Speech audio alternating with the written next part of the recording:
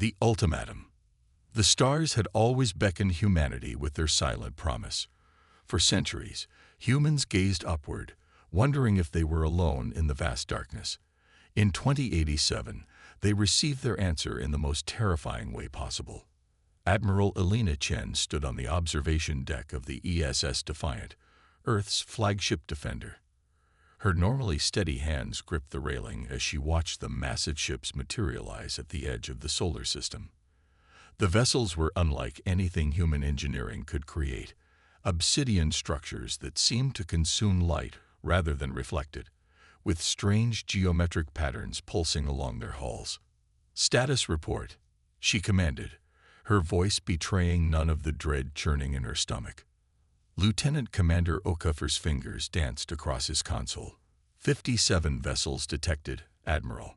The largest is approximately 12 kilometers in length. They're maintaining position just beyond Neptune's orbit. Any communications? Nothing yet.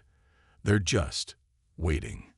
Earth's defense fleet consisted of 28 ships, the most advanced humanity had ever built. But compared to these alien behemoths, they might as well have been rowboats facing a tsunami. All stations on alert. I want every satellite, every telescope, every sensor we have pointed at them. Elena turned to the communications officer. "And get me a direct line to the Security Council." Within hours, the images were plastered across every news feed on Earth and its colonies. Panic erupted in major cities. Religious groups proclaimed the end times. Stock markets crashed. And still, the alien armada waited, silent and imposing. Then, without warning, every communication device on the planet, phones, computers, televisions, radios, crackled to life with the same message. "People of Earth." The voice was oddly melodic, yet carried undertones that made Elena's skin crawl. "We are the Vorax Dominion. Your planet has been selected for integration. Resistance is discouraged. You have 24 Earth hours to broadcast your surrender on all frequencies. Failure to comply will result in systematic elimination." The message repeated 3 times before cutting off, leaving a stunned silence across the globe. In the Emergency Security Council meeting that followed, chaos reigned. "We need to surrender immediately," the European Union representative insisted. "You've seen those ships. We don't stand a chance." "Absolutely not," countered the African Union delegate. "Humanity does not bow to threats, no matter how overwhelming." The argument went back and forth while Elena studied the tactical displays. Something about the alien formation bothered her. It was too perfect, too symmetrical. No tactical advantage, just a display. "They're showing off," she muttered. "Excuse me, Admiral." The council secretary looked at her in confusion. "The Vorax. This isn't just an invasion force. It's a performance. They want us afraid before they even fire a shot." As the debate continued, Elena received an urgent message from the Defiant. Lieutenant Zoe Alvarez, one of the ship's communication specialists, had made a discovery. "Admiral," Alvarez's excited voice came through. "We've been analyzing the signal patterns from the Vorax ships. There's something unusual about their communication structure. It follows strict mathematical sequences with no deviation." "Your point, Lieutenant. They're like algorithms, ma'am. Rigid, precise. I don't think they understand nuance or humor." Elena frowned. "This is hardly the time for jokes, Lieutenant." "That's just it, ma'am. What if that's exactly what we need?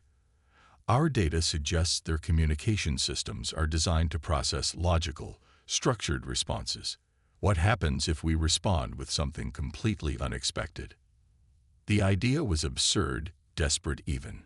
But as Elena looked at the tactical displays again, she realized they needed an edge, any edge, against an enemy this powerful. "Keep working on this, Lieutenant. I want a full analysis in 2 hours." When Elena presented the findings to the Security Council, reactions ranged from disbelief to outrage. "You want us to respond to an extinction-level threat with jokes." The North American representative's face had turned an alarming shade of red. "Not jokes," Elena clarified. Psychological warfare.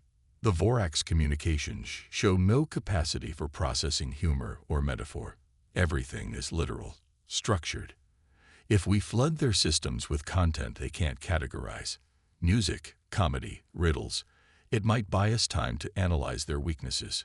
This is insanity, someone muttered. The Chinese representative leaned forward. But it costs us nothing to try. We continue military preparations while we implement Admiral Chen's unusual strategy. 23 hours after the ultimatum, Earth broadcast its response. It began with Mozart's Ein kleine Nacht music, followed by the laughter of children playing. Then came jokes in dozens of languages, poetry with impossible metaphors, surrealist art described in excruciating detail, and finally, the collective sound of laughter from gatherings recorded around the world. Aboard the Defiant, Elena watched the monitors closely, looking for any reaction from the Vorax fleet. At first, nothing changed. Then, subtly, the perfect formation began to shift.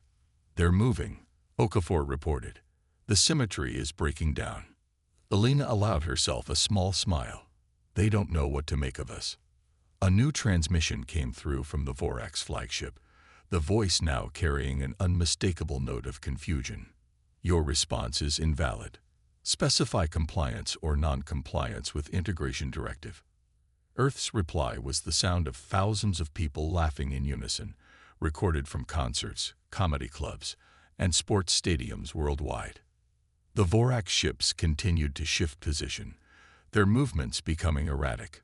Smaller vessels began circling the larger ones in patterns that suggested agitation.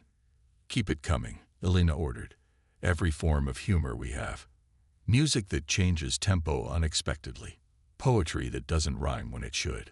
Let's see how they handle the logic." For the next hour, Earth bombarded the Vorax with the most human expressions of joy, absurdity, and creativity. The aliens' responses became increasingly fragmented. Integration requires structured compliance. Your pattern is disruptive. In the command center beneath Geneva, the Security Council watched in amazement as the mighty Vorax fleet appeared to be thrown into disarray by nothing more than human laughter. "It's working," the Secretary General whispered. "God help us, it's actually working." But Elena knew better than to celebrate too soon. She had studied enough military history to know that confusion often turned to rage, and a confused, angry enemy with superior firepower was the most dangerous kind. "All defense platforms on standby," she ordered. "I want our fleet ready to move at a moment's notice." Her caution proved prescient.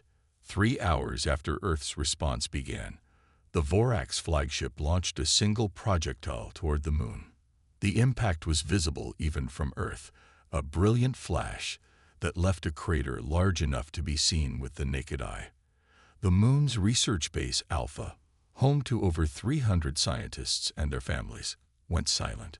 A new message came from the Vorax, this one sharper, more demanding. "Cease erratic transmissions. Compliance is non-negotiable. Next demonstration targets human population center."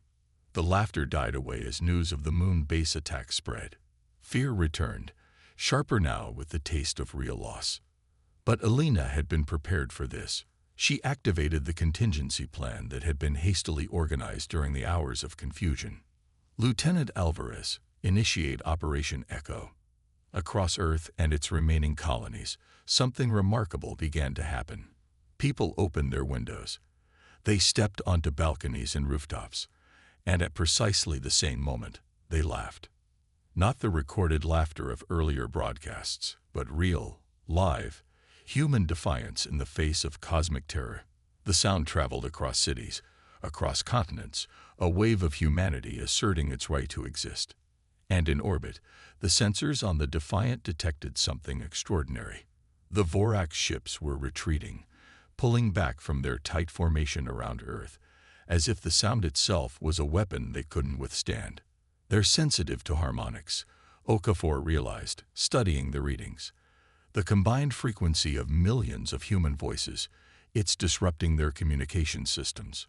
Elena watched as the massive alien fleet began to drift backward, their perfect formations now completely abandoned. "Keep laughing," she whispered to Earth below. "It's our best defense." But she knew this was only the beginning. The Vorax wouldn't retreat forever. They would adapt, return with new strategies. This wasn't victory.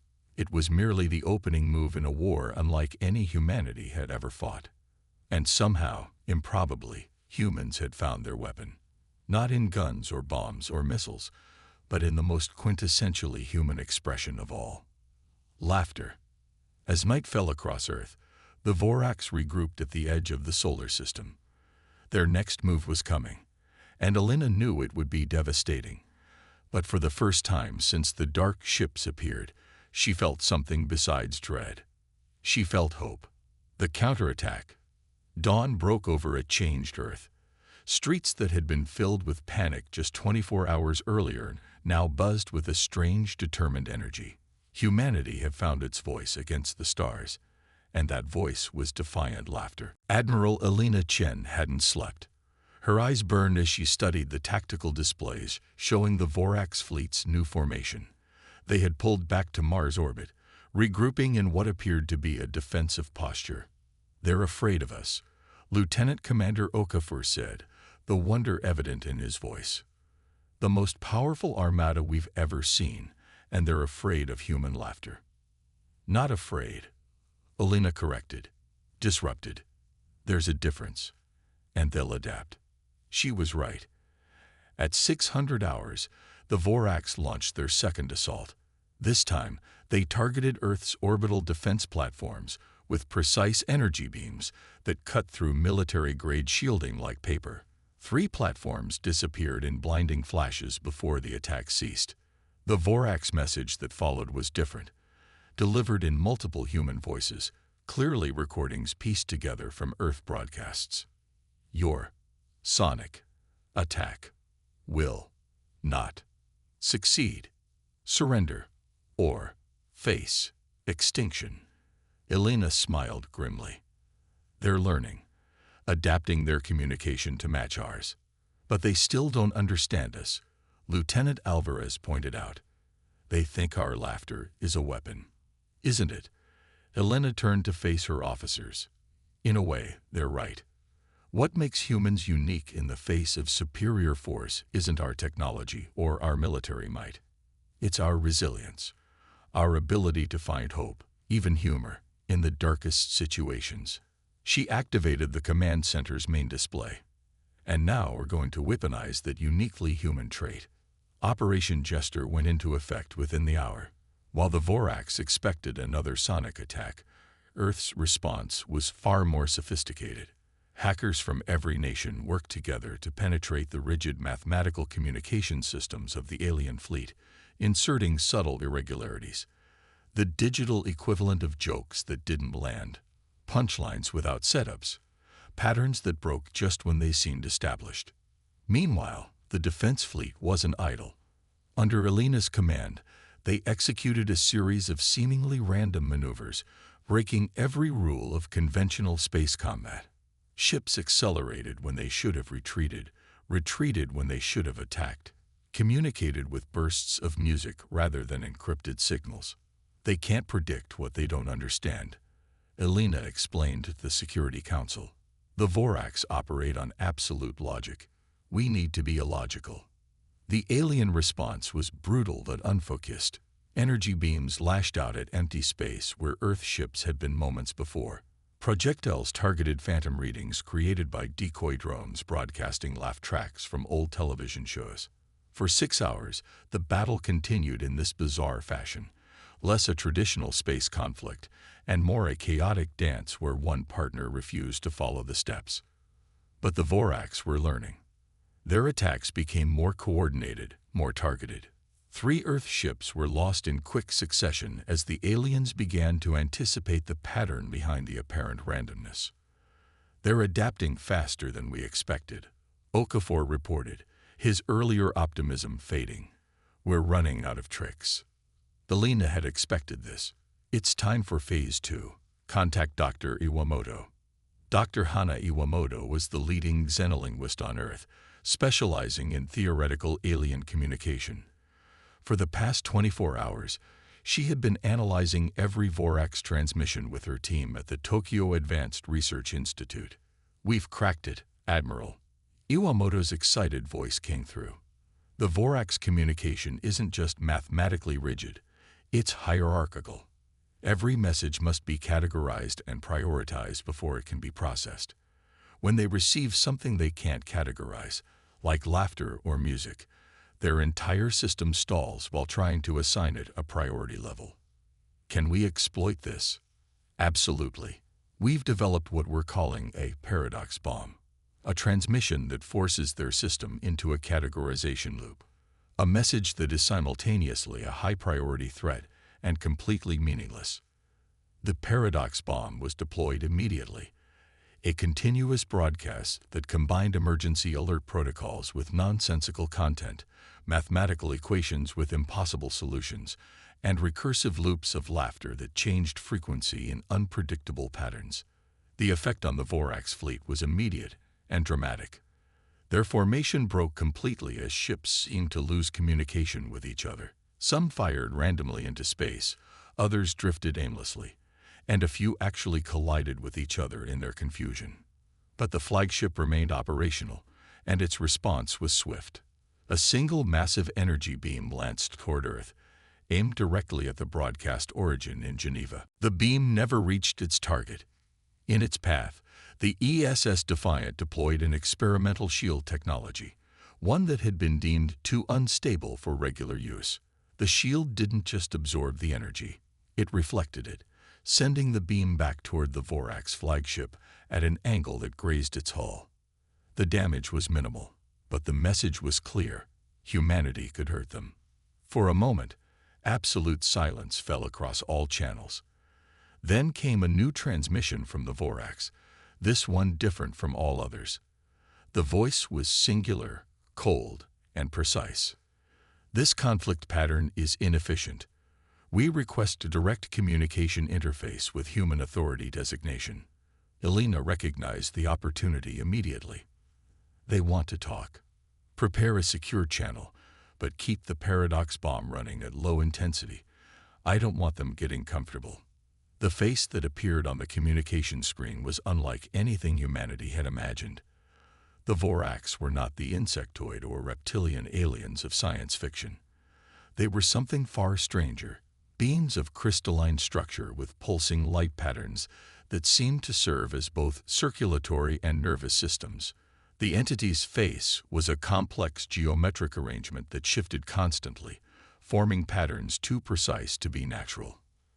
"I am Central Processing Nexus Alpha 9, the entity stated. "Your species employs communication methods that disrupt our efficiency. This is unacceptable." Elena stepped forward, straightening her uniform. "I am Admiral Elena Chen of Earth's United Defense Force. Your invasion of our system and attacks on our people are what's unacceptable." Invasion is inaccurate terminology. We identified your world for integration. This is efficient.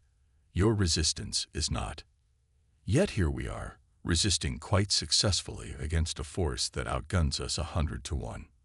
The crystalline patterns on the alien's face pulsed rapidly. "Your methods are unpredictable. This creates inefficiency." "That's humanity for you." Elena allowed herself a small smile. "We specialize in inefficiency." "Explain." "Laughter, music, art, jokes, all the things that confuse your systems. They serve no direct survival purpose. They're inefficient by your standards. But they make us who we are. They help us survive by making survival worthwhile." The alien was silent for a long moment, its patterns shifting in what Elena imagined might be deep thought. "Your species values inefficiency. We value freedom, choice, the ability to be unpredictable, even to ourselves. That's what you were sensing in our laughter. Not a weapon, but an expression of our essential nature." Another long pause. "This concept is difficult to process, yet it explains the anomalies in our predictions of your behavior." If you continue this attack, we will continue to be anomalous, Elena warned. And we'll get better at it. Each ship you destroy will make our laughter louder, our resistance more creative. This defies logical analysis. Exactly. The communication ended abruptly, leaving Elena uncertain whether she had made any impact at all. For 12 tense hours, the Vorax fleet remained in position, occasionally firing at empty space as if testing theories.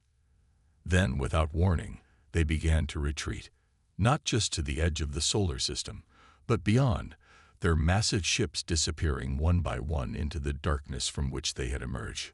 All except the flagship, which maintained position just beyond Luna's orbit. A final message came through, this time as text rather than voice. Integration post-Ingenuity. Humanity categorizt. Unshakable species. Further study required before processing. In the days that followed, Earth celebrated what many called a miracle. Humanity had faced its first contact with an overwhelmingly powerful alien civilization and somehow emerged victorious, armed with nothing more than their most human qualities. But Elena knew better than to consider this a permanent victory. The Vorax flagship remained, watching, learning. And somewhere out in the galaxy, the rest of their civilization was no doubt analyzing this unexpected encounter, preparing new approaches. The Security Council established a permanent diplomatic channel with the Vorax flagship. Over time, cautious communication developed. The aliens remained baffled by human unpredictability, but increasingly fascinated by it. 6 months after the initial confrontation, the Vorax made an unprecedented offer. Instead of integration, which humans had come to understand meant absorption into their hive-like civilization, they proposed an exchange of knowledge. They want to understand humor, Dr. Iwamoto explained to the council. They've recognized it as a form of intelligence they lack, a way of processing reality that allows for creativity and adaptation they can't match with pure logic. All except the flagship, which maintained position just beyond Luna's orbit. A final message came through, this time as text rather than voice. Integration post-Ingenuity. Humanity categorizt. Unshakable species. Further study required before processing. In the days that followed, Earth celebrated what many called a miracle. Humanity had faced its first contact with an overwhelmingly powerful alien civilization and somehow emerged victorious, armed with nothing more than their most human qualities. But Elena knew better than to consider this a permanent victory. The Vorax flagship remained, watching, learning. And somewhere out in the galaxy, the rest of their civilization was no doubt analyzing this unexpected encounter, preparing new approaches. The Security Council established a permanent diplomatic channel with the Vorax flagship. Over time, cautious communication developed. The aliens remained baffled by human unpredictability, but increasingly fascinated by it. 6 months after the initial confrontation, the Vorax made an unprecedented offer. Instead of integration, which humans had come to understand meant absorption into their hive-like civilization, they proposed an exchange of knowledge. They want to understand humor, Dr. Iwamoto explained to the council. They'd recognized it as a form of intelligence they lack, a way of processing reality that allows for creativity and adaptation they can't match with pure logic. And so began the strangest cultural exchange in human history. Earth sent comedians, musicians, and artists to meet with Vorax representatives. The aliens sent their most advanced processing units to study human unpredictability. Progress was slow.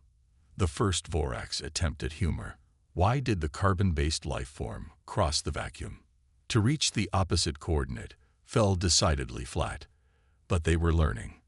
1 year to the day after the Vorax Armada first appeared in Earth's sky, Admiral Elena Chen stood on the observation deck of the Defiant, watching a new ship arrive. Unlike the dark, angular vessels of the initial fleet, this one gleamed with colors that shifted across its surface in patterns reminiscent of laughter visualized. They've created a dedicated diplomatic vessel, Okafor noted, standing beside her, designed specifically to communicate with us. And modeled after our art, Elena added. They're trying to speak our language, not just our words, but our culture. The message that came from the new vessel was unlike any previous Vorax communication. It still followed their precise mathematical structure, but within that framework was something new, an attempt at poetic imagery.